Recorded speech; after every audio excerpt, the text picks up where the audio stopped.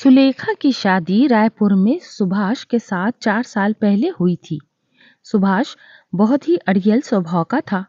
सुभाष अक्सर सुलेखा को ताने मारता था कि 4 साल की शादी में अभी तक एक भी बच्चा उसने पैदा नहीं किया। सुलेखा बहुत दुखी रहने लगी। एक दिन सुभाष सुलेखा को छोड़कर चला गया। सुलेखा को पता चला कि सुभाष दूसरी शादी करके किसी और के साथ रहने लगा है। सुलेखा को कुछ समझ नहीं आया कि इतना बड़ा दुख लेकर वो अपनी माँ के पास कैसे जाए, क्योंकि उसकी बूढ़ी माँ पहले ही बीमार रहती थी। पर सुलेखा के पास कोई और चारा नहीं था। वो अपनी माँ के घर चली जाती है। सुलेखा की माँ, बेटी तू अचानक क्या हुआ और दामाद जी नहीं आए? सुलेखा ने माँ से कहा, माँ वो मुझे छोड़कर चले गए। उन्होंने किसी और से शादी कर ली क्योंकि मैं उन्हें बच्चा नहीं दे पाई। सुलेखा रोने लगती है। उसका दुख देखकर जानकी सदमे में रहने लगती है। सुलेखा को 1-2 दिन ही आए हुए होते हैं। अचानक एक दिन काम करते करते सुलेखा बेहोश हो जाती है। जानकी बराबर में रहने वाले हकीम को बुलाती है। हकीम, आपकी बेटी माँ बनने वाली है, ये पेट से है। जानकी, क्या? हकीम जी, मेरी बेटी माँ बनने वाली है।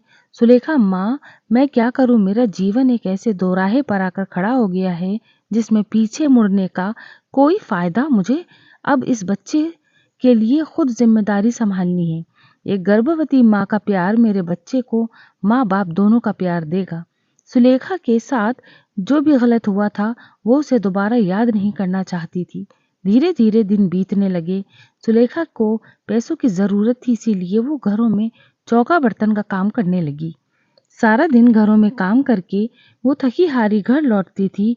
गर्भवती होने के कारण उसे कम करने की तकलीफ तो होती थी, पर बच्चे के लिए मेहनत करनी थी। 9 महीने बाद सुलेखा एक बेटे को जन्म देती है।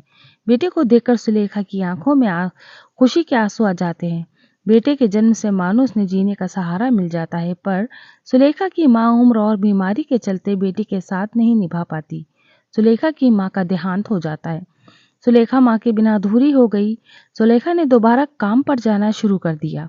अब वो बेटे सुमित को भी अपने काम पर लेकर साथ में जाती थी। एक दिन मालकिन, सुलेखा तुम ये छोटे बच्चे के साथ काम पर आती हो, सारा ध्यान तो तुम्हारा इसकी देखभाल में ही लगा रहता है। ऐसे तो तुम कोई काम नहीं कर पाओगी। ऐसा करो, तुम अपना हिसाब कर लो, कल से काम पर मत आना।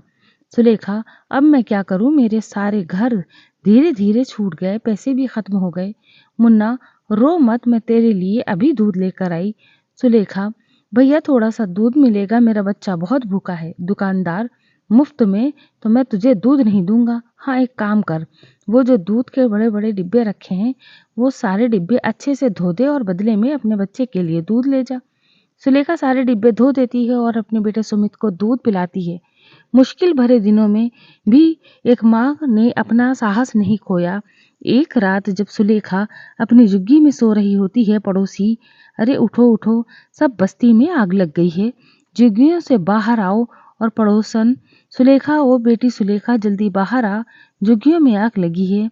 सुलेखा, अरे झुग्गी में आग कैसे लग गई, अब मैं बाहर कैसे निकलूं? अरे मेरा बच्चा, मैं कैसे जाऊं इस झुग्गी से बाहर, दरवाजे पर तो आग है, ये चादर लपेट देती हूँ मुन्ना को। सुलेखा जैसे तैसे सुमित को बचाते हुए झुग्गी से बाहर निकलने लगती है। तभी एक जली लकड़ी सुलेखा के मुंह पर गिर जाती है। सुलेखा अपनी परवाह किए बिना सुमित को झुग्गी से बाहर सुरक्षित ले आती है, पर सुलेखा का मुंह एक तरफ से आग की वजह से जल जाता है।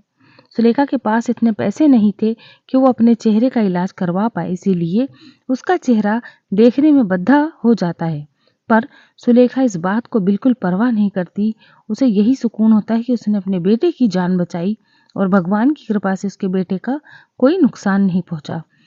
दिन बीतने लगे। अब सुमित स्कूल जाने लगा था और सुलेखा चाहती थी कि सुमित पढ़ लिख कर बहुत ही बड़ा आदमी बने, इसीलिए वो दिन रात मजदूरी करके मेहनत करती रहती थी। एक दिन सुमित, अरे राजू आजा, रुक, मैं अभी अपनी माँ से कॉपी लेकर आया, तब तक तू कमरे में बैठ। राजू, नहीं सुमित, तू मुझे कॉपी यहीं दे दे, मैं अंदर नहीं आ रहा। वो तुम्हारी माँ को देखकर मुझे बहुत डर लगता है और रात को नींद भी नहीं आती, उनका चेहरा बहुत ही डरावना है। सुमित, अच्छा ठीक है राजू। सुलेखा, अरे सुमित, तुम्हारा दोस्त राजू आया था, पर घर के अंदर क्यों नहीं आया? सुमित, वो आपके डरावने और बदसूरत चेहरे से घबराता है, इसीलिए वो नहीं आया। मेरे सारे दोस्त आपका इतना खराब चेहरा देखकर डर जाते हैं, मानो किसी भूत को देख लिया हो। तभी मेरा कोई दोस्त मेरे घर आने के लिए हाँ ही नहीं बोलता। आपकी वजह से मुझे बहुत शर्मिंदगी महसूस होती है माँ। पता नहीं मेरी जिंदगी में ही ऐसी माँ क्यों लिखी है। लोगों की माँ बहुत ही सुंदर होती है, पर मेरी माँ बदसूरत क्यों है? सुमित गुस्से में कमरे से चला जाता है। सुलेखा रोने लगती है, पर वो उस वक्त कुछ नहीं बोलती। समय की अपनी चाल पकड़ता है और सुलेखा की मेहनत को सुमित पर लगकर एक ऑफिस में नौकरी पर लग गया। सुलेखा को लगा कि शायद अब उसकी किस्मत के दिन पलटने वाले हैं। सुमित की नौकरी लग गई और अब वो घर का खर्च भी उठाएगा और सुलेखा को आराम मिलेगा और वो बेटे का सुख भोग पाएगी। सुमित अपने ऑफिस की लड़की राशि से शादी कर लेता है। सुलेखा बेटे की खुशी की खातिर कुछ नहीं बोलती। एक दिन सुमित ऑफिस से काम करके बाहर गया होता है। राशि कुछ सहेलियों के को घर बुलाती है। राशि, माँ जी, आज मेरी कुछ सहेलियां लंच पर आ रही हैं, आप प्लीज उनके सामने अपना ये बदसूरत चेहरा लेकर बिल्कुल मत आना, वरना मुझे सबके सामने शर्मिंदगी होनी पड़ेगी। एक काम करो, आप अपना मुंह ढक लो, जिससे कि मेरी सहेलियों को आपका चेहरा नजर नहीं आएगा। आप जल्दी से सारा लंच बनाकर रख दो, तब तक मैं तैयार होकर आती हूँ। मेरी सहेलियां आने ही वाली होंगी। बेचारी सुलेखा कुछ नहीं बोलती और उदास मन से रसोई में खाना बनाना चली जाती है। दोपहर में राशि की सहेलियां लंच पर आती हैं और खाना खाने बैठती हैं। तभी सुलेखा वहां सब्जी का कटोरा लेकर आती है और जब वो एक लड़की को सब्जी देने लगती है, सहेली पूछती है, ये कौन है राशि? अरे ये मेरी नौकरानी है। सहेलियां कहती हैं कि अच्छा। नौकरानी सुनकर सुलेखा घबरा जाती है और उनके हाथ से सब्जी लड़की के कपड़ों पर गिर जाती है। लड़की सुलेखा का मुंह देख लेती है और डर जाती है। उसकी चीख निकल जाती है, सहेली कितना बदसूरत चेहरा है, मुझे नहीं खाना इनके हाथों का खाना। फ्रेंड्स, आपने इनका चेहरा देखा है? अगर देखोगे तो 10 दिन तक सो नहीं पाओगे। राशि, अरे ऐसे कैसे तुम लोग जा सकती हो, खाना तो पूरा खा कर जाओ। सहेली, नहीं, हमें अब भूख नहीं है, हम लोग अब चलते हैं। राशि गुस्से में कहती है, करा देना मेरी बेइज्जती मेरी सहेलियों के सामने। मैंने कितने बार कहा था अपना ये मनहूस चेहरा मेरी सहेलियों के सामने बिल्कुल मत लाना, पर आपने मेरी एक नहीं मानी। आने दो सुमित को, मैं अब इस घर में एक भी पल नहीं रह सकती। सुमित के आने के बाद राशि तरह तरह की बातें बनाकर सुलेखा के खिलाफ उसे भड़काती है। राशि, सुमित, अब मैं एक पल भी इस घर में और नहीं रहूंगी। अगर तुम्हें अलग रहना है का फैसला कर ही लिया है तो मैं तुम्हें छोड़कर अपने मम्मी पापा के घर चली जाऊंगी। सुमित, माँ, हम अब आपके साथ नहीं रह सकते। हमारा भी अपना जीवन है, हमारा भी अपना अलग परिवार बनेगा। जब हमारे बच्चे होंगे तो आपका ये बदसूरत चेहरा देखेंगे तो शायद वो शर्मिंदा होंगे, इसीलिए यही सही रहेगा कि हम आपसे दूर हो जाएं। सुलेखा, पर सुमित बेटा, मैं तुम्हारे बिना कैसे रहूंगी? मेरा तो जीवन ही तुमसे है। बेटा, मेरी तो हर सुबह हर शाम तुम्हें देखकर ही होती है। तुम्हारे बिना मैं जिंदा ही नहीं रह पाऊंगी। मेरे बेटे, मुझे छोड़कर मत जाओ। सुमित सुलेखा की बात को नहीं मानता और राशि के साथ अलग घर में रहने चला जाता है। सुलेखा सुमित के जाने से बहुत दुखी होती है। सुमित के बिना जीवन काटना सुलेखा के लिए एक सजा थी। एक सुमित ही तो था जो उसके जीने की आस था। सुमित के जाने के बाद दुख से सुलेखा बीमार रहने लगी। उधर सुमित राशि के साथ दूसरे घर में रहने लगता है। एक दिन सुमित ऑफिस में होता है, तभी उसे अचानक हार्ट अटैक आ जाता है। उसके मुंह से माँ शब्द निकलता है। सुमित, माँ, बहुत दर्द हो रहा है। सुलेखा सुमित के गम में बेहोशी की हालत में उसे याद कर रही थी। पड़ोस की श्यामा मौसी उसके साथ बैठी थी। सुलेखा, ऐसा लग रहा है जैसे मेरे बेटे ने मुझे पुकारा हो, जैसे वो किसी तकलीफ में हो। मैं आ रही हूँ मेरे बेटे, तू चिंता मत कर, मैं आ रही हूँ। सुलेखा की तबीयत बिगड़ने लगती है, उसकी सांस फूलने लगती है। श्याम मौसी, क्या हुआ? सुलेखा, अरे ये तो बेहोश सी हालत में हो रही है और तेज बुखार भी लगता है, इसे अस्पताल में ले जाना होगा। श्याम मौसी कुछ लोगों की मदद से सुलेखा को अस्पताल ले जाती है। वहाँ डॉक्टर सुलेखा का चेकअप करती है। तभी एक नर्स वहाँ आती है। नर्स, डॉक्टर, एक इमरजेंसी केस आया है। कोई मिस्टर सुमित हैं, उनकी वाइफ मिसेस राशि उनके साथ हैं। सुलेखा, मेरा बच्चा सुमित। सुलेखा, डॉक्टर पहले आप उन्हें देखो, मेरी चिंता मत करो। डॉक्टर सुमित को देखने लगता है। वो राशि से कहता है, डॉक्टर देखिए, हमें जल्दी ही एक हार्ट की ज़रूरत है। इनका हार्ट अब पूरी तरह से डैमेज हो रहा है। अगर इनका हार्ट नहीं बदला गया तो इनकी जान भी जा सकती है। राशि रोने लगती है। सुलेखा उसे रोता हुआ देख लेती है।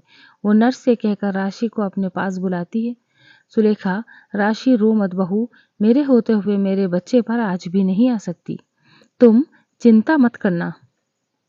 राशि रोते हुए सुमित के पास चली जाती है। सुमित की तबीयत का सुनकर सुलेखा की तबीयत बिगड़ने लगती है। उसकी सांस फूलने लगती है। वो डॉक्टर से कहती है, सुलेखा, डॉक्टर मुझे पता है मैं अब नहीं बचूंगी। आप मेरा एक काम करना, मेरा ये दिल मेरे बच्चे को दे दो। मेरे सुमित को बचा लो। कुछ समय बाद सुमित की तबीयत में सुधार आ जाता है। Doctor, oh good, mister Sumit, अब आपको कैसा फील हो रहा है? राशि, आप बिल्कुल खतरे से बाहर हैं। डॉक्टर ने कहा है कि आप कुछ ही दिनों में छुट्टी मिल जाएगी। सुमित, राशि, मुझे किसने बचाया? मुझे बताओ, उनका मुझ पर एक बहुत बड़ा एहसान है। डॉक्टर, सुमित, आपकी माँ अस्पताल में थी जब आपको लाया गया था। उनकी तबीयत बहुत ज़्यादा ख़राब थी। वो अपने आपके बारे में जब उन्होंने सुना तो आज जो दिल आपके अंदर धड़क रहा है वो आपकी माँ का है। सुमित, माँ, इतना बड़ा बलिदान मुझ पापी के लिए क्यों किया माँ? मुझे माफ़ी मांगने का एक हक भी नहीं दिया। माँ, मेरी ज़िंदगी बचाने के लिए तुमने अपनी पूरी ज़िंदगी लगा दी माँ। मुझे माफ़ कर दो माँ, मुझे माफ़ कर दो। श्यामा मौसी, सुमित बेटा, तुम अपनी माँ के बलिदानों का कर्ज जीवन भर नहीं चुका सकते। तुम अपनी माँ के जिस चेहरे को बदसूरत कहते थे, उस चेहरे पर जले का निशान बचपन में तुम्हें आग से बचाते हुए सुलेखा को मिला था, तो खुद की चपेट में आ गई। पर तुम्हारी माँ ने तुम्हें कुछ नहीं होने दिया। सुमित श्यामा मौसी की बात सुनकर बहुत रोता है। राशि भी अपने किए पर बहुत दुखी होती है। सुमित गंगा घाट पर माँ की अस्थियों को प्रवाहित करता है और हाथ जोड़कर क्षमा मांगता है। सुलेखा ने एक बात ये साबित कर दी थी कि माँ का कर्ज बच्चे आजीवन नहीं चुका सकते।